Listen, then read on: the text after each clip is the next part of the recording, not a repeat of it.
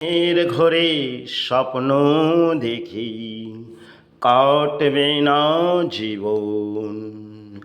তুই অভাগী যেদিকে যাবি সাগর শুকিয়ে যাবে, বৃথায় মোরা। এ ধরনের গান যা বাংলার মাঝে গেয়ে গেছেন।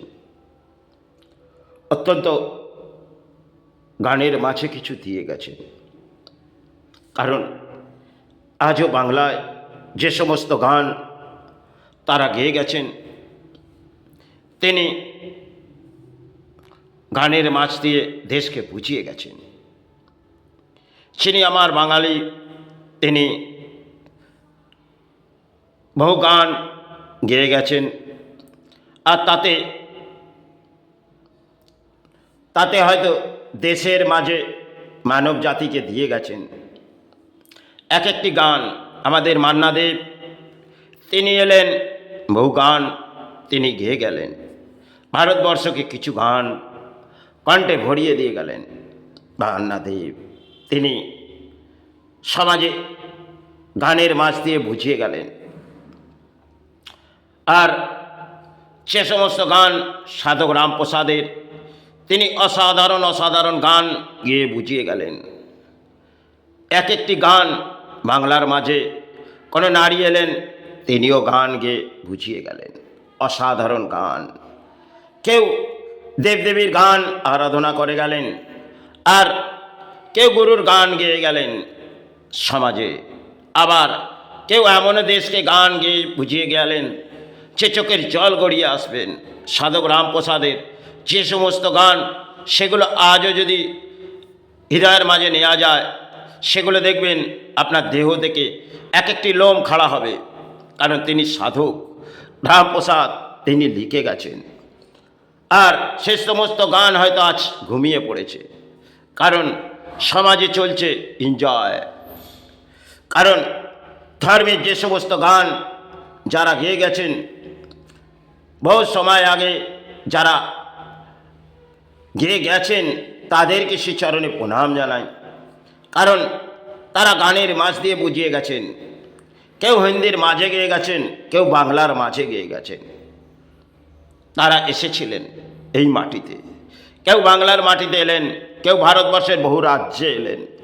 তারা গানের মাঝ দিয়ে বুঝিয়ে গেলেন।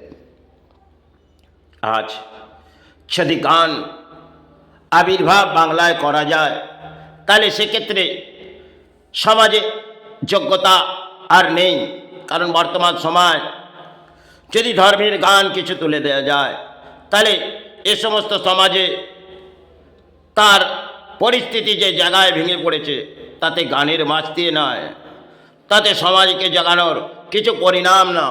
কারণ আমি দক্ষিণাস্থানে একটি সময় গেছিলাম, সে সময় হয়তো কেটে গেছে।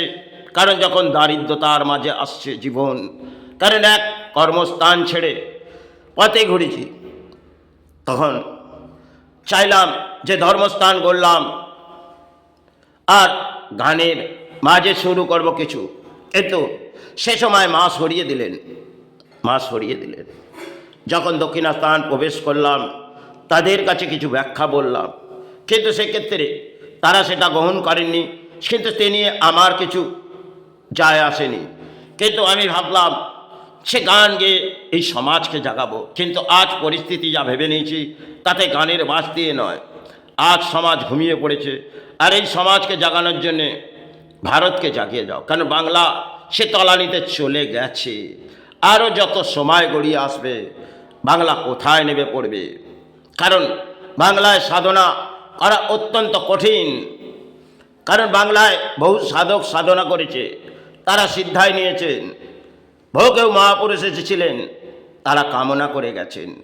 ভারতবর্ষের মাটিতে এসেছিলেন, বাংলার মাটিতে এলেন। এবং ঠাকুর যখন এলেন, তখন সে সময় সাঁই বাবাও এলেন, তিনি মহারাষ্ট্রের বুকে। আর ঠাকুর বাংলার মাঝে এলেন। ঠাকুর হয়তো আগে গেলেন, আর সাঁই বাবা পরে গেলেন। কিন্তু তিনি চাইছিলেন মায়ের কাছে আগে যাব, আর ঠাকুর চাইছিলেন মায়ের কাছে আগে যাব। এ সমস্ত তাদের জায়গা ছিল। আজ তাদেরকে যদি আমি শ্রীচরণে প্রণাম জানাই, তারা এসেছিলেন, আজও যদি তাদের শ্রীচরণে প্রণাম জানান, সেটাই আপনার কামনা হবে। কিন্তু দেশের পরিস্থিতি আর বাংলার পরিস্থিতি যা ভেঙে পড়েছে, তাতে মনে হয় গান হয়তো বাজে, কিন্তু গানের যোগ্যতা সমাজ নিতে পারবেন না। কারণ এই সমাজে দেখবেন কালী পুজোর রাত গড়িয়ে আসছে তো এনজয় চলছে, আর কিছু ব্যাখ্যা সমাজের মানুষ যে করে, সে মা তাকে মদ দিয়ে সেবা, হয়তো তার সেবা কিছু কিছু জায়গায় তাকে প্রাণ করানো হয়, সেটা কারণ দিয়ে। আর সে কারণ তারা তন্ত্র যারা, তারাই এই কারণ নিয়ে মায়ের সেবা করে, তাদেরকে বুঝে উঠতে পারবেন না। তারা যখন সাধনা করে, তারা এই কারণ যখন ছোবেন, তখন তাদের কোনো নেশা বলে কিছু আসবে না। আপনারা ভাবতে পারেন আমি দীর্ঘ সময় কারণ নিয়েও কাজ করেছি একটা সময়, কিন্তু যখন আমি মায়ের নির্দেশ পেলাম, তখন আমি সমস্ত ছেড়ে দিলাম।